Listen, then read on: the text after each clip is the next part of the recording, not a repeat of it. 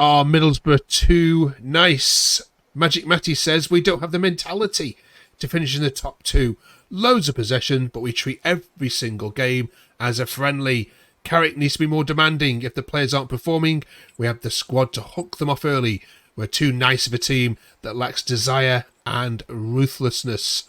What do you think? We've got two very opinionated Boro fans on where Boro walk to review the game against Preston and also look ahead, of course, to the big derby this weekend. We're also talking about left-backs and the August Player of the Month. Loads to get through on the quickest and most comprehensive review of all things Middlesbrough on the internet. Welcome to Where Boro Walk.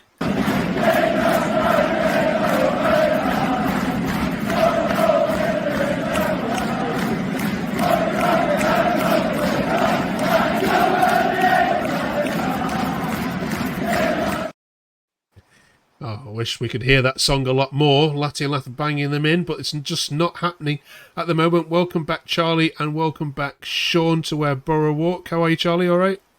Yeah, not too bad. Yourself? I'm good, thank you. And Sean, doing good? I'm good, thank you. Sean. No, right, okay. But you sound a bit like Boro then. You're a bit late. We are, of course, reviewing the Preston game and looking at all the best of social media and the worst of social media, as you can imagine, and we are preparing ourselves for the big one, the trip to Sunderland this weekend. Shall we start straight away then, Sean, with that Preston result? At the risk of sounding deja vu, here again, aren't we? Chances and chances, not put them away, and end up with a point when it should have been 3. Yeah, similar scenario really each week. I'm trying to remain calm about it, and again, we've said it on the show a few times. It'll click and it'll happen. I think for me, the word at the moment is composure. I think we're so desperate to win games, and we know that we have to get those wins on the board fairly early to keep pace. Although it's still early in the season, I just think an element of composure. I think the skill set is there. I think the players and the quality is there. I think we're just rushing it a little bit in that final third. There's lots of tweets that I've seen this weekend that would attest to that. We are just panicking too much. Charlie, you were there. What was your view of the game? I think it's just the same old. I think we just couldn't finish our dinner. Just dominating the play again week after week, but unfortunately they're just not going in for us at the moment. Hopefully that'll change, but it's not looking good at the minute. The theme we're looking at is whether you're too nice. This is a word that keeps coming up time and time again. There doesn't seem to be that ruthlessness, that tenacity. Your passing is slick. You're getting balls into the box. You are playing decent football, but there isn't that ruthlessness about the Boro at the moment, which takes full control of games. Sean, can you see where people are coming from that say those kind of things? Yeah, I do to an extent. We need that clinical edge, most definitely. For me, I sometimes feel it's a little bit of a tempo thing. So I understand that, generally speaking, we know now that Michael Carrick's teams, he likes to, we come out slowly with the ball from the back, and that includes the keeper, Senna Dieng, in the hope that we draw teams onto us and we can play through them. But if you get a Preston, and there'll be more Prestons this season given Middlesbrough stature in this league, who say, okay, you're going to give us time, we're just going to reset, we're going to get a good shape, we're going to get people behind the ball, and we have to think of ways around that. And I think the tempo and quicker passing is one of the things that will help us. I mean, the goal that we actually got came from Luke Ayling saying, okay, I'm just going to put a direct ball down the channel, and Conway was away and slotted it home nicely. So I just think we need to mix our game up a little bit. Yeah, I still think you're going to give someone a battering at some point, and we'll see one of those video printers that says 6-0 or 7-0. Charlie, in terms of personnel, is Carrick getting it right all over the pitch at the moment?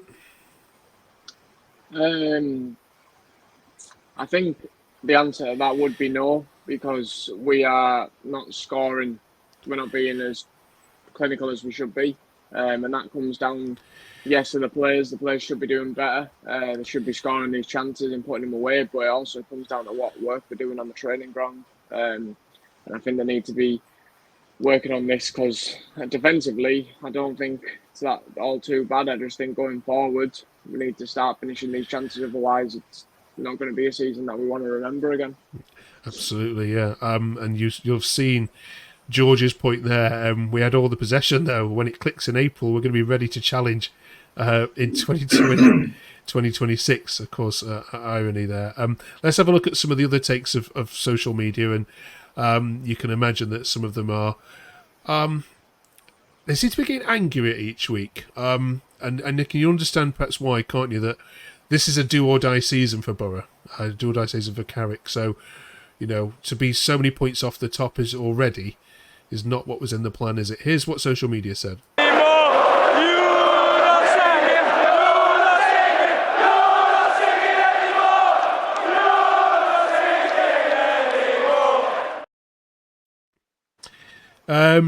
So we've talked about mentality. Matt says Carrick as an embarrassment of riches is simply unacceptable. Derby, Portsmouth, Preston, all dreadful. 5 points picked up, simply not good enough. Will says, I get resting Morris because of international duty, but playing Hackney and Barlaser together does not work. They both need someone alongside them who's far more athletic. Charlie, do you agree with that point? I would have played Morris. I really would have. I think Morris has been a bit of a game changer when he's played. I think he's really, really good, Morris. And I know international break and all this, and rest him. You don't want injuries, but I feel like when a player's playing well and a player's clearly high on confidence, I don't see the need in taking him out, especially for Dan Barlaser, who we know struggled playing with Hayden Hackney. Yeah. The other one here, Sean, says the worst piece of business we've done is not bringing another 9 in. Latte Lath looks miles off it. What's going on with him, Sean?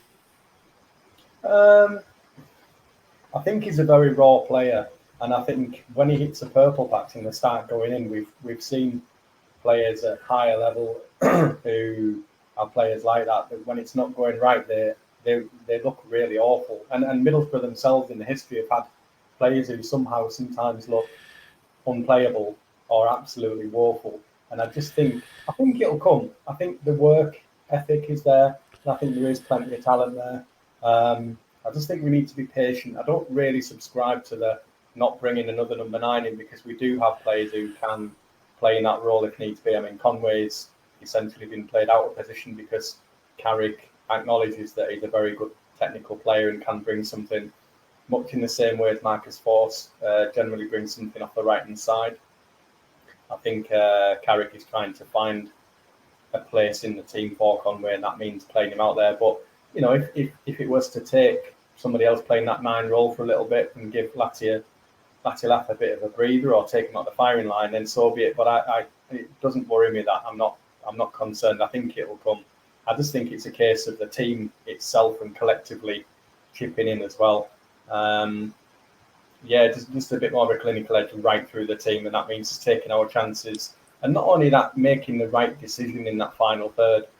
Some people like Finn Azaz, who's been excellent, I think, but just that final decision, whether to play someone in, whether to take a shot, just decision making, I think. Okay. Final one then. This one echoes what you've just been saying, actually, Sean. Ronan says, once we can get Latileth back in the right frame of mind, we have a very real chance to blitz this league. Defence looks stronger too. One of the major issues under Carrick so far seems decently solved. Charlie, last year Boro's defence was at times shaky at best. Is it fair to say from what you've seen so far, forget the other end, forget goals scored, like you both said that will come, but defensively you look sharp and on it?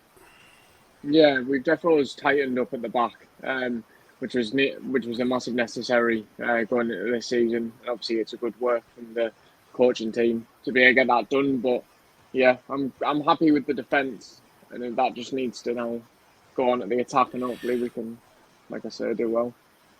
Yeah, and just to highlight this even more, the opening 5 games played, or in terms of open play chances, creation and conceded, Boro there.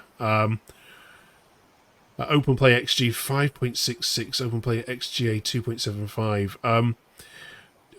Sean, I don't know if you read too much into XG statistics. Some people like them. Some people think they're massively overrated. But when you look at that, those stats there, does that match what you're seeing on a Saturday on the pitch? Yeah. Wastefulness. Yeah, I think it does. I mean, I wasn't a massive advocate of XG, but I do understand it a little bit more now, and I think there was a few other stats knocking about before the game on Saturday. I think we'd had more touches in the opposition box than any other team in the league comfortably. I think it was like 160 something touches in the opposition box, and the next one was QPR with 130 something. So we are getting high up the pitch, and we are creating opportunities, as you pointed out there. It's just that final ball, that finish, that element of composure. I think there's almost a theme of trying too hard because they know what it means for this club, this manager or head coach, should I say. So again, yeah, frustrating, but a bit of composure. Let's just keep the faith and not get too carried away, I think. Okay. All right, then. Let's leave Preston to one side and let's look ahead to the next one. This is a big one, isn't it? Sunderland away. Charlie, when the fixtures are announced, is this one of the fixtures you look for pretty quickly when you're scanning the list? Yes. I mean, it's my birthday as well this week, so it's got more relying on it as well because of that. No, we're off to win on the birthday weekend, so I'm doing more than praying for this one. Okay. Sean, just explain to us what the rivalry is between Boro and Sunderland. They say, when we spoke to them, that they don't really care about Boro. Newcastle's their derby, and that you try and force this as a derby. What's your view on all of that? Oh, it's a huge game. You know, I'm not going to downplay it because it's a massive game for us. And you'll hear Sunderland and you'll hear Newcastle saying they don't care about Middlesbrough. But if you beat them 4-0 on their patch, it soon becomes quite an issue. And I won't lie, I'd love for us to burst their bubble. I think I heard last week or the week before that I didn't imagine Sunderland being at the top of the pile this early. I do think they'll still have a few issues, and I'd love for us to kickstart our own run and whilst doing so, put a little bit of a dent in their confidence. Okay. Charlie, do you hate Sunderland as much as most Boro fans do? Are you one of the fans that can see reason here? No, I don't like them. I've got like mates who are Sunderland fans, and no, it's always the bragging rights until the next game comes along for me. Okay.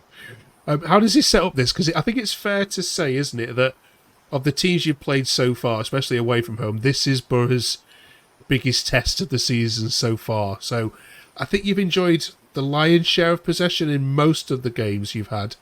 Sean, does he need to change it tactically at all for this one? No, do you know what I think? I think we relish these kind of games because we have to play or expect opponents to play a certain way for the most part of the season. And I think the way and the style that we have, we're sort of almost crying out for teams to come and have a go at us and make it a game. I think Carrick had a good record last season against the likes of Southampton, Leicester, teams like that, who will test him strategically and also, like I say, come up to us. And I think that's where we're at our best. We've got plenty of pace, plenty of flair. So let's hope they do. I mean, they're at home. The onus is on them. I don't think we'll sit back, so I think it'll make for a good game. Absolutely, yeah. And we'll be watching it at 12:30 on Saturday.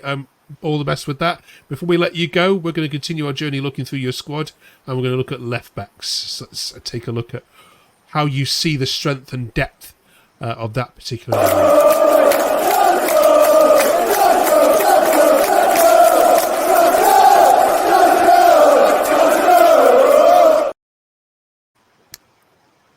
Some might say that this is perhaps one of your strongest, and others might argue for the opposite. Sean, where do you sit on it? Really difficult one because in England Bangor at the beginning of the season, I thought we had good depth. I thought Engel, for the most part, after a bit of a horror start last season, thought he was solid, played fairly well. I thought Alex Bangura towards the back end of the campaign last season. Played really well and looked really exciting going forward.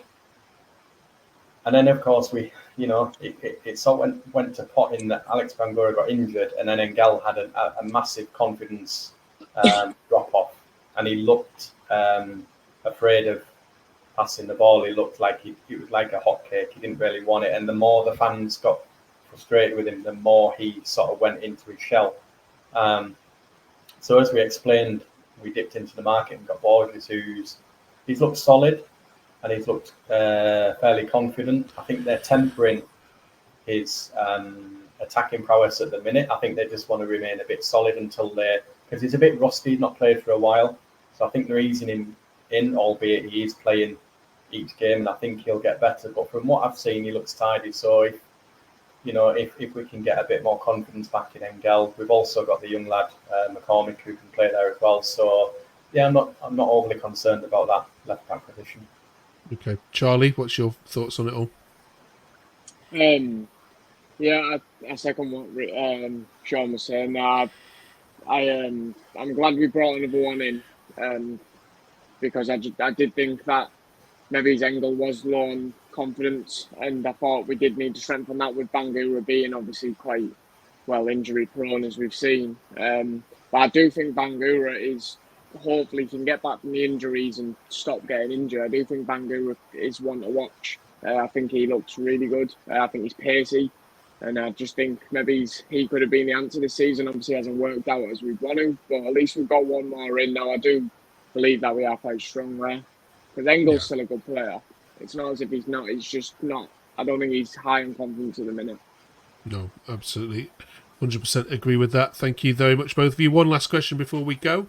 August Player of the Month, I think, has been announced by Boro, but we are asking you guys and you watching, who's been the unsung Player of the Month for the Boro in August? Who's not got their flowers, Charlie, that needs a shout out here?